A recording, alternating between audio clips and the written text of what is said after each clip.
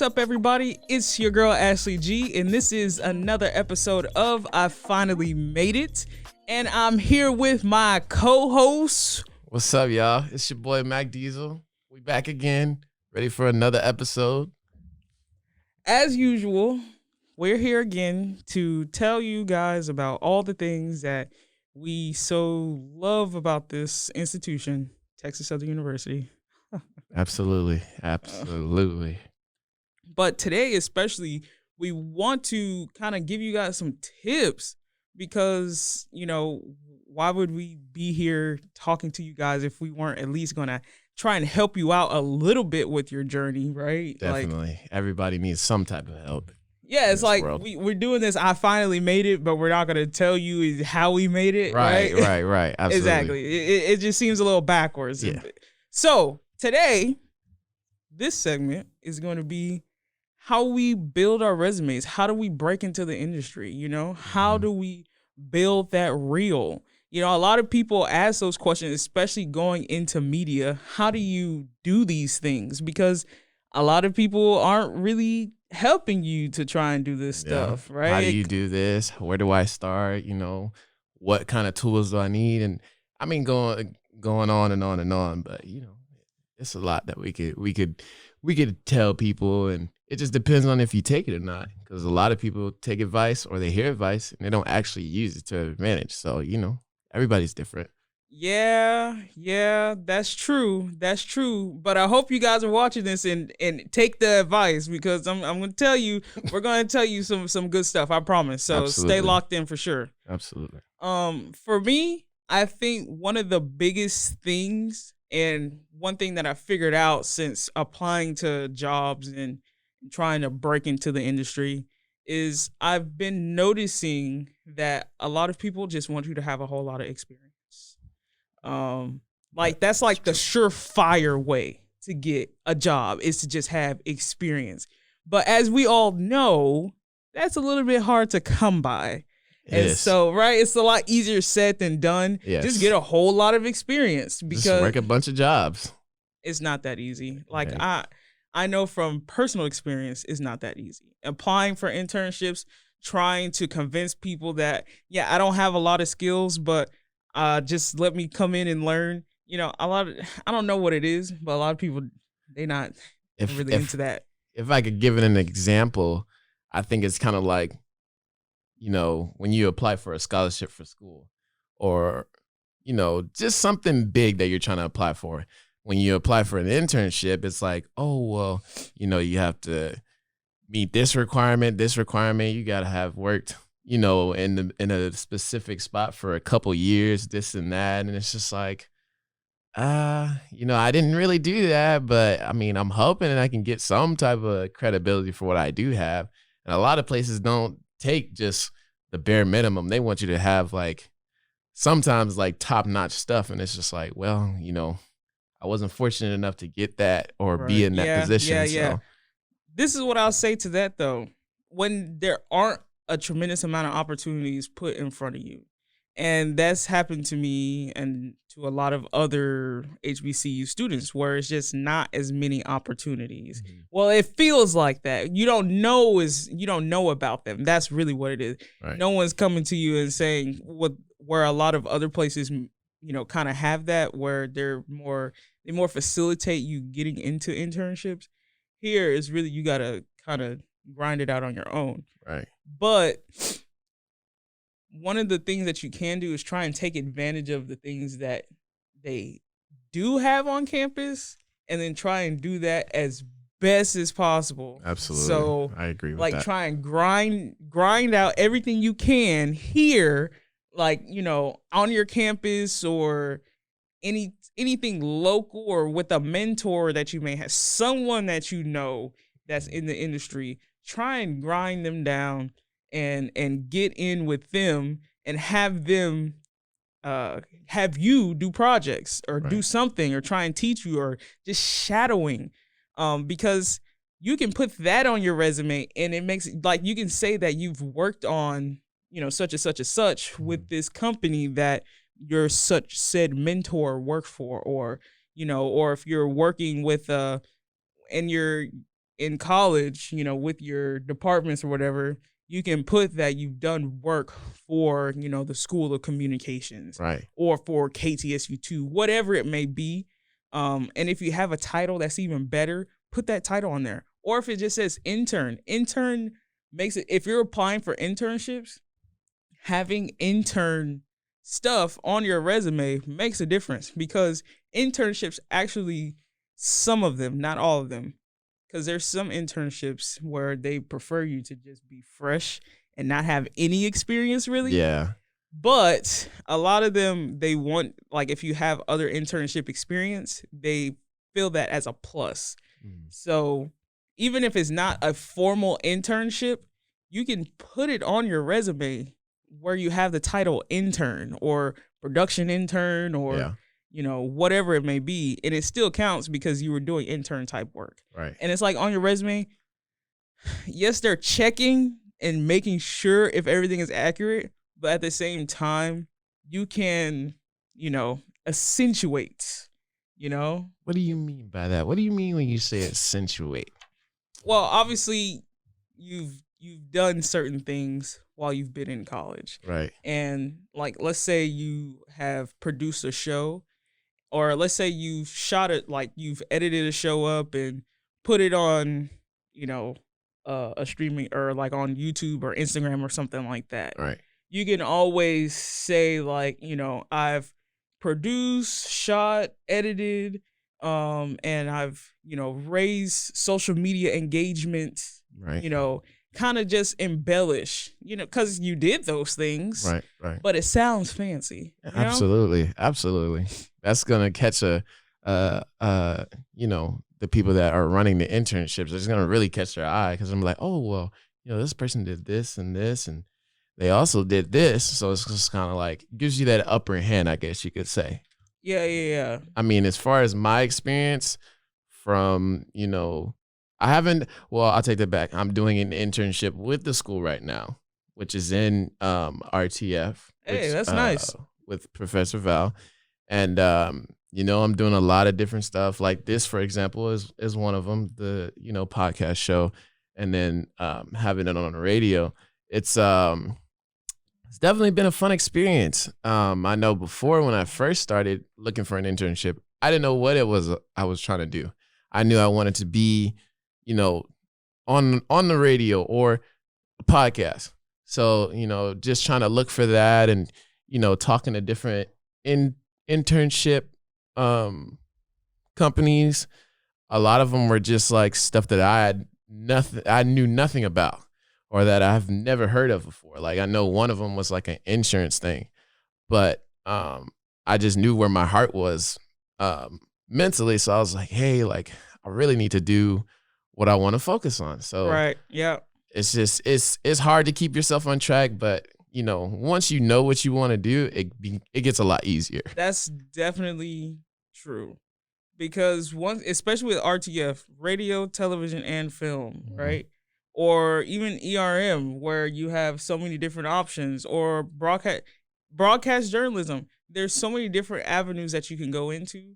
Once you kind of figure out what lane you want to go into, it becomes a lot easier with the internships. But with internships, I would encourage people to find some variety. Try a few things, because you just never really know, especially when you're first getting into college. And that's the other thing.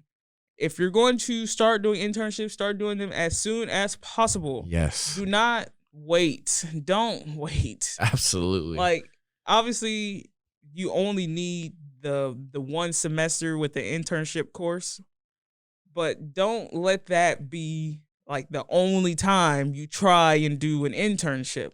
If you can do extra, do extra.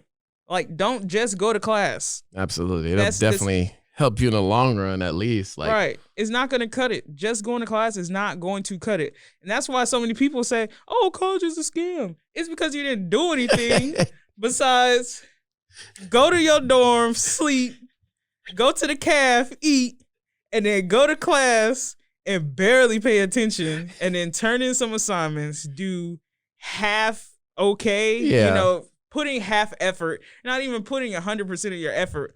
Because I guarantee you, the people that are putting in 100% of their effort into their classes, they're doing extra. Absolutely. Well, that's a very true statement.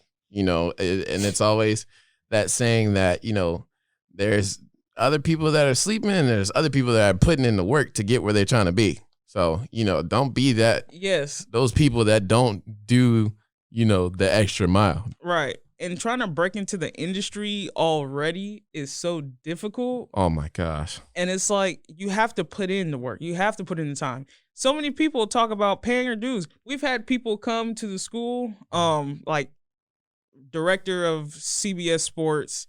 They want to come and talk and, try and tell us about opportunities or whatever, which was really nice that he came by and was able to speak with us.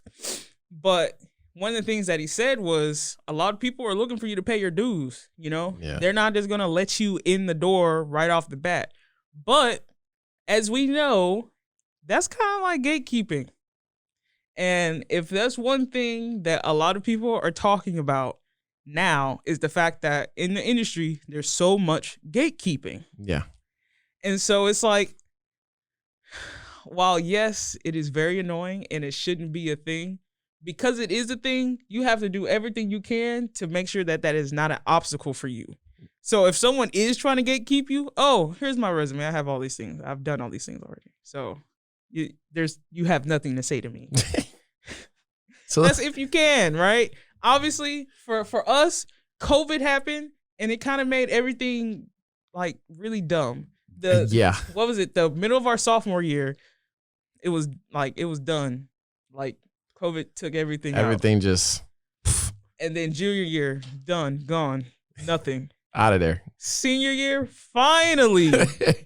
But wait. Last semester, half the people aren't even really still on campus. At all. This is the very first semester where it feels like a legitimate opportunity to actually secure internships. Right. And not remote. And that's the other thing. A lot of people have been doing remote internships.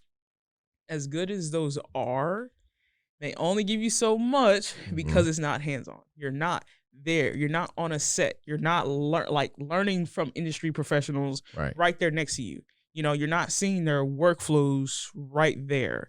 So yes, there are some positives because you learn how to do all the online stuff and how a lot of people are doing stuff now, like video chats and video calls and being more comfortable with that. That is all good with, remote learning and learning how to transfer files between, hundreds of gigs of files between all these people, but, you live on opposite sides of the country, that kind of thing. Right. So it's good for that. But when it comes to just getting those technical skills, I definitely say you want to, if you can, get in the door into like a studio or a TV station or a set, a documentary set, a film set. Right. Anything that you can do. If you're an RTF major, for sure. If you're a broadcast journalism major, do as many stories as you can. If you're a writer, write as many stories as you can.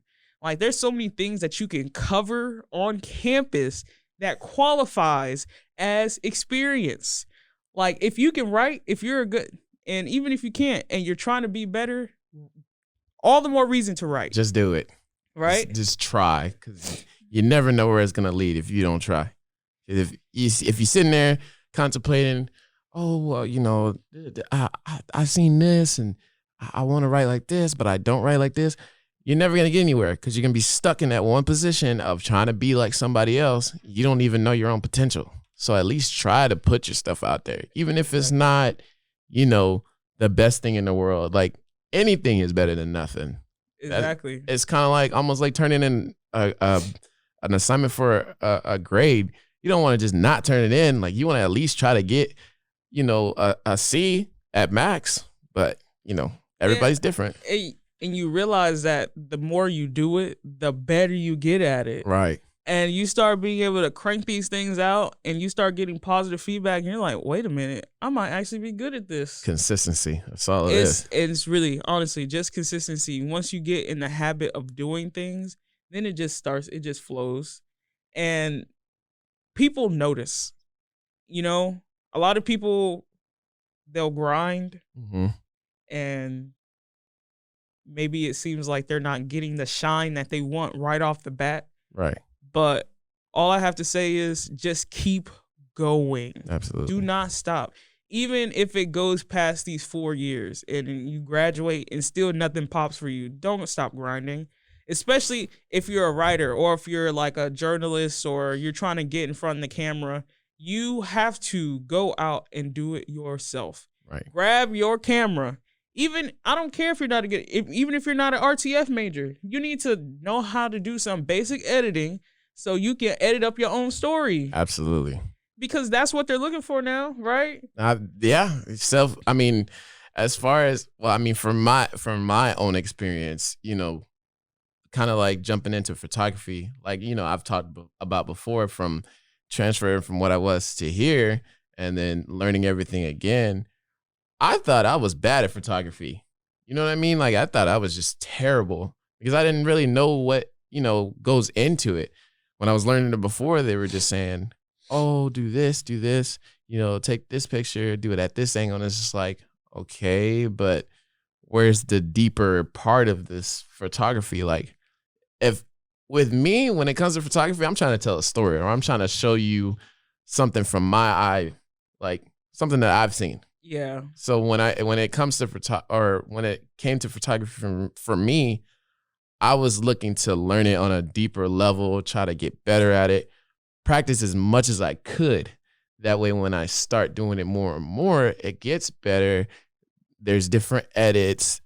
You get more exposure. Yeah. And not just in photography, for music, for like radio, podcasts, anything that you're into. When you do it consistently on a consistent basis and practice as much as you tell yourself to, the sky's the limit. Yeah. It's only going to go up from there. So yeah, it's really about putting in the time, and that's for everything, whether it be multimedia journalism, photojournalism, radio, television, movies, documentaries. Absolutely. Producing, sound engineering, whatever it may be. It doesn't matter. A&R. There's so many things. The list goes on and on. You have to practice. You Yeah. have to put in the time. There is no way around it. No way around it. You can't. You can't even jump over it. You're not. It's not gonna happen. You got to do it regardless. No matter how much, you get lazy and say, well, this and this. No, there's no excuse. Yeah, that saying of you get out what you put in. That's exactly how college is. Exactly. You get out what you put in. And the word quit doesn't exist. You can't. As soon as you quit and someone is passing you up. Yeah. No joke. That's one thing about this media industry is you have to stay on top of your game, on top of everything. Because honestly, everything's moving so fast with the way the industry is going that you have to keep up. Absolutely. Especially with the way media is, like, this day and age, like, technology is getting crazier and crazier by the minute. We're about to have flying cars in the next probably like 10 years, maybe even longer than that. They actually have one now. Really? They do. I had no clue. I had no idea. I saw it recently. I saw an article about this flying car.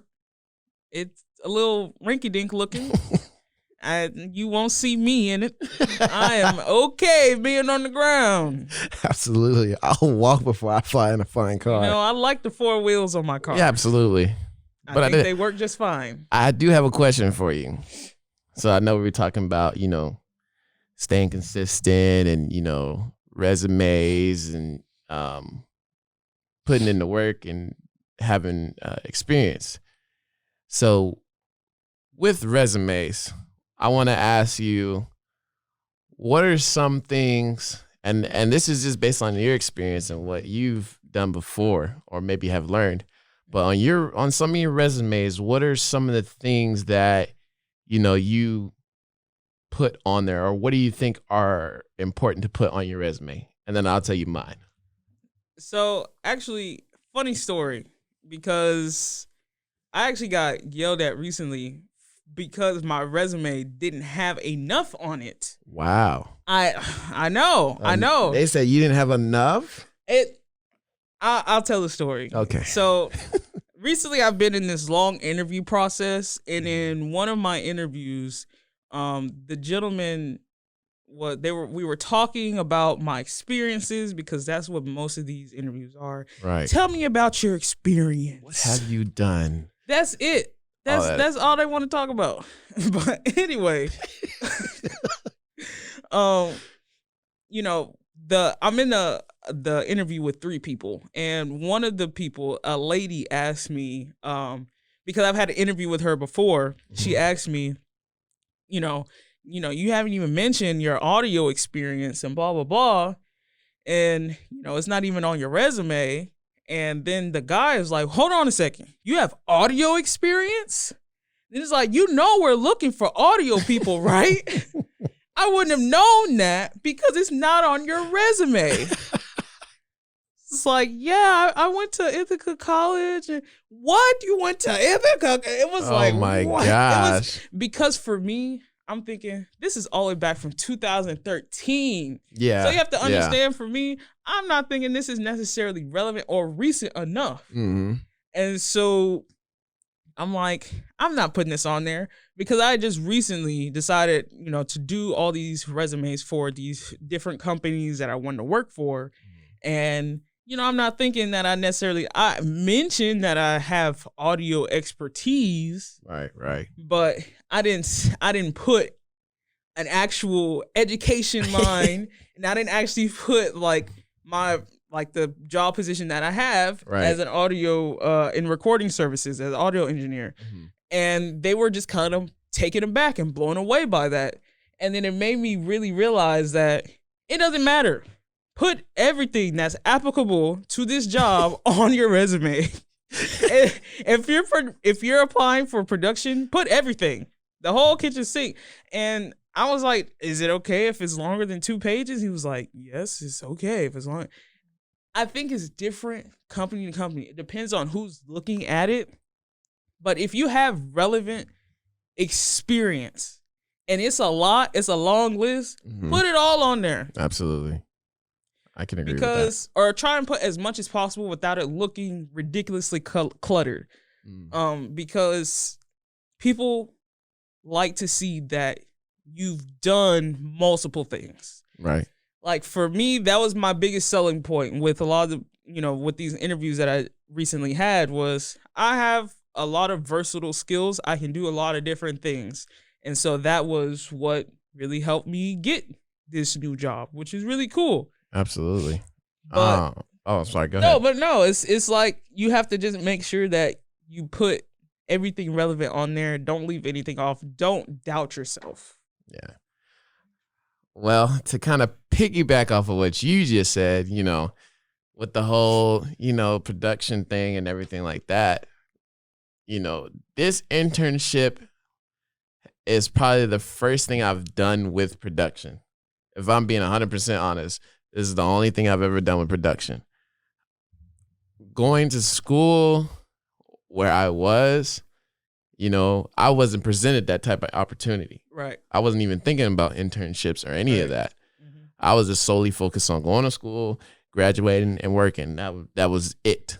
Right. But, looking back on it now, it's kind of like, I wish I would have found this kind of stuff earlier, because for me, just personally, I feel like I'm late, because now it's just like, oh, well, why am I just now doing it?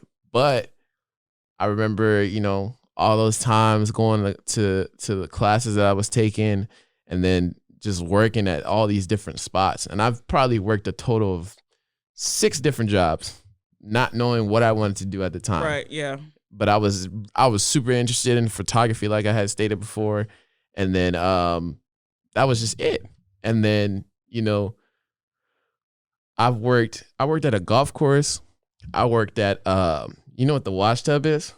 No, I don't. So it's basically just a car wash place. That's all. Okay, yeah. Yeah, so It makes sense. I worked at a golf course. I worked at a car wash. I know you probably heard of Five Below. Yeah. I worked there. I did overnight stocking there, and then I worked at Texas Roadhouse, which is like the steakhouse. I like Texas Roadhouse. They're yeah. Good. So I was working, job after job after job, not doing what I was passionate about. And the thing about photography is, it's so hard to get, make it a business or make it like a job, because you really have to be consistent in it and just different, I guess you could say, because there's so many different photographers out there. With photography, I think it's all about your branding. That as well. That is probably the hardest thing, as far as photography, what I've dealt with that was just super difficult. Branding, getting your name out there, having, your watermark and everything like that. And it's just like, golly, like where can I go from here? But just to kind of like shorten it up a little bit, I agree with what you're saying. As far as experience, if you're going for a specific job and you haven't worked in any type of, in that field area, I would say try now. Do it now. Make it happen on your own. Absolutely. With phones and all different kind of things. Yeah. Go on YouTube. It literally tells you exactly how to do these things.